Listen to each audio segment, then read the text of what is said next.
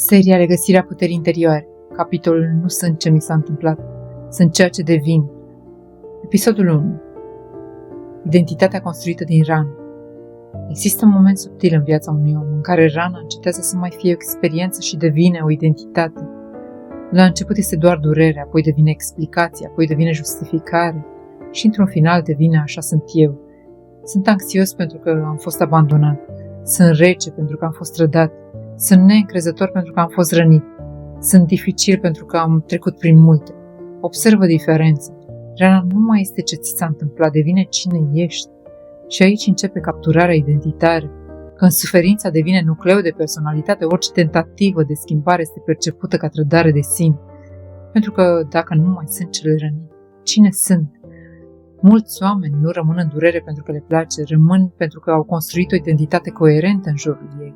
Rana oferă sens, oferă poveste, oferă apartenență, oferă explicație, justificare și, paradoxal, oferă siguranță. Pentru că este mai ușor să spui așa sunt eu din cauza trecutului decât să spui pot deveni altceva. Identitatea bazată pe rană are câteva semne clare. Îți explici reacțiile exclusiv prin trecut. Te definești prin ce ai suferit. Te simți amenințat când cineva nu te vede ca victimă. Te agăți de povestea durerii ca validare. Dar rana nu este esența ta, este o experiență prin care ai trecut. Esența nu este frică, esența nu este abandon, esența nu este rușine. Esența este conștiință. Maturitatea emoțională începe când spui, da, asta mi s-a întâmplat, dar încete să spui, asta sunt eu.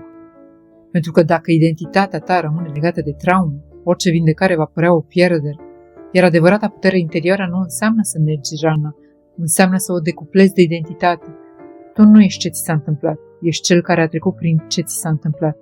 Și asta schimbă tot.